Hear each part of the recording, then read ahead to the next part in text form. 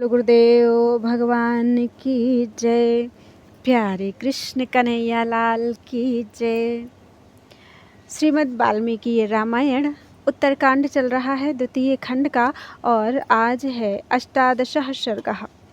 रावण द्वारा मरुत की पराजय तथा इंद्र आदि देवताओं का मयूर आदि पक्षियों को वरदान देना। प्रविष्टायां हुताशं तु वेदवत्यां स रावणः पुष्पकं तु समारुह्य परिचक्राम मेदिनीम। अगस्त्य जी कहते हैं, रघुनंदन, वेदवती के अग्नि में प्रवेश कर जाने पर रावण पुष्पक विमान पर आरूढ़ होकर पृथ्वी पर सब ओर भ्रमण करने लगा। ततो मरुत्तं नृपतिं यज्जन्तं सह दैवतैः उसीरबीजमासाद्य ददर्श शतुरावणः। उसी यात्रा में उसीर बीज नामक देश में पहुंचकर रावण ने देखा, राजा मरुत देवताओं के साथ बैठकर यज्ञ कर रहे हैं। उस समय साक्षात बृहस्पति के भाई तथा धर्म के मर्म को जानने वाले ब्रह्मर्षि संवर्त संपूर्ण देवताओं से घिरे रहकर वह यज्ञ करा रहे थे। ब्रह्मा जी के वरदान से जिसको जीतना कठिन हो गया था, उस राक्षस रावण को वहां देखकर उसके आक्रमण से भयभीत होकर देवता लोग तिर्यक योनि में प्रवेश कर गए। इंद्र, मोर, धर्मराज कौआ, कुबेर गिरगिट और वरुण हंस हो गए। शत्रुसूदन, श्री राम, इसी तरह दूसरे दूसरे देवता भी जब विभिन्न रूपों में स्थित हो गए, तब रावण ने उस यज्ञ मंडप में प्रवेश किया, मानो कोई अपवित्र कुत्ता वहां आ गया हो। राजा मरुत के पास पहुंचकर राक्षस राज रावण ने कहा, मुझसे युद्ध करो या अपने मुंह से यह कह दो कि मैं पराजित हो गया। तब राजा मरुत ने पूछा, आप कौन हैं? उनका प्रश्न सुनकर रावण हंस पड़ा और बोला, भूपाल मैं कुबेर का छोटा भाई रावण हूँ। फिर भी तुम मुझे नहीं जानते, और मुझे देखकर भी तुम्हारे मन में ना तो कौतूहल हुआ ना भय ही। इससे मैं तुम्हारे ऊपर बहुत प्रसन्न हूँ। तीनों लोकों में तुम्हारे सिवा दूसरा कौन ऐसा राजा होगा जो मेरे बल को ना जानता हो?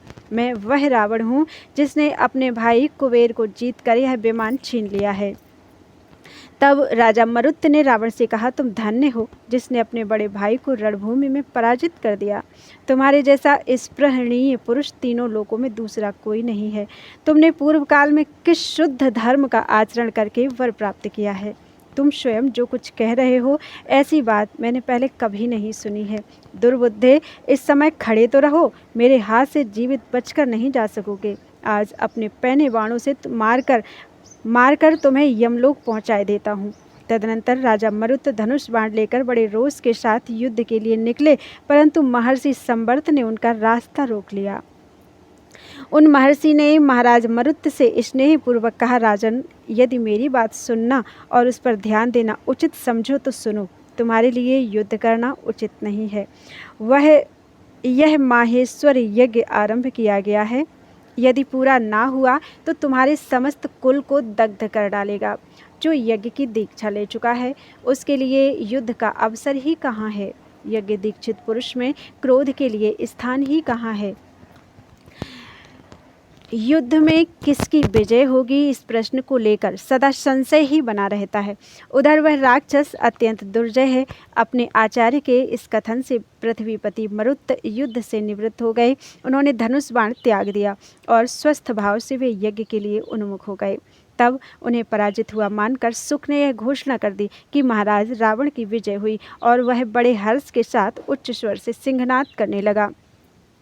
उस यज्ञ में आकर बैठे हुए महर्षियों को खाकर उनके रक्त से पूर्णतः तृप्त होकर रावण फिर पृथ्वी पर विचरने लगा।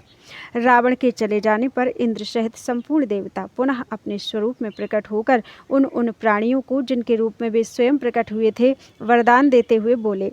सबसे पहले इंद्र ने हर्षपूर्वक नीले पंख वाले मोर से कहा, धर्मज्ञ, मैं तुम पर बहुत प्रसन्न हूँ। तुम्हें सर्प से भय नहीं होगा। मेरे जो ये सहस्र नेत्र हैं, इनके समान चिन्ह तुम्हारी पाँख में प्रकट होंगे। जब मैं मेघरूप होकर वर्षा करूँगा, उस समय तुम्हें बड़ी प्रसन्नता प्राप्त होगी। वह प्रसन्नता मेरी प्राप्ति को लक्षित कराने वाली होगी। इस प्रकार देवराज इंद्र ने मोर को वरदान दिया। नरेश्वर श्री राम, इस वरदान के पहले मोरों के पंख केवल नीले रंग के होते थे। देवराज से उक्त वर पाकर सब मयूर वहां से चले गए। श्री राम तदनंतर धर्मराज ने प्रागवंश की छत पर बैठे हुए कौवे से कहा, पक्षी, मैं तुम पर बहुत प्रसन्न हूँ। प्रसन्न होकर जो कुछ कहता हूँ मेरे इस वचन को सुनो। जैसे दूसरे प्राणियों को मैं नाना प्रकार के रोगों द्वारा पीड़ित करता हूँ, वे रोग मेरी प्रसन्नता के कारण तुम पर अपना प्रभाव नहीं डाल सकेंगे, इसमें संशय नहीं है। विहंगम, मेरे वरदान से तुम्हें मृत्यु का भय नहीं होगा। जब तक मनुष्य आदि प्राणी तुम्हारा वध नहीं करेंगे तब तक तुम जीवित रहोगे। मेरे राज्य यमलोक में स्थित रहकर जो मानव भूख से पीड़ित हैं, उनके पुत्र आदि इस भूतल पर जब तुम्हें भोजन करावेंगे तब वे बंधु बांधवों सहित परम तृप्त होंगे। तत्पश्चात वरुण ने गंगा जी के जल में विचरने वाले हंस को संबोधित करके कहा, पक्षीराज, मेरा प्रेम पूर्ण वचन सुनो। तुम्हारे शरीर का रंग चंद्रमंडल तथा शुद्ध फेन के समान परम उज्ज्वल, सौम्य एवं मनोरम होगा। मेरे अंगभूत जल का आश्रय लेकर तुम सदा कांतिमान बने रहोगे और तुम्हें अनुपम प्रसन्नता प्राप्त होगी। यही मेरे प्रेम का परिचायक चिन्ह होगा। श्री राम, पूर्व काल में हंसों का रंग पूर्णतः श्वेत नहीं था। उनकी पाँखों का अग्रभाग नीला और दोनों भुजाओं के बीच का भाग नूतन दूर्वादल के अग्रभाग सा कोमल एवं श्याम वर्ण से युक्त होता था। तदनंतर विश्रवा के पुत्र कुबेर ने पर्वत शिखर पर बैठे हुए गिरगिट से कहा, मैं प्रसन्न होकर तुम्हें सुवर्ण के समान सुंदर रंग प्रदान करता हूँ। तुम्हारा सिर सदा ही सुवर्ण के समान रंग का एवं अक्षय होगा। मेरी प्रसन्नता से तुम्हारा यह काला रंग सुनहरे रंग में परिवर्तित हो जाएगा। इस प्रकार उन्हें उत्तम वर देकर वे सब देवता वह यज्ञोत्सव समाप्त होने पर राजा मरुत के साथ पुनः अपने भवन स्वर्गलोक को चले गए। इत्यार्षे श्रीमद् रामायणे वाल्मीकि आदि काव्ये उत्तरकांडे अष्टादशः सर्गः।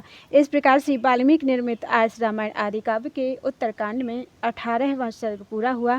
बोलो वृंदावन बिहारी लाल की जय। त्वदीयं वस्तु गोविंदम तुभ्यमेव समर्पितम्।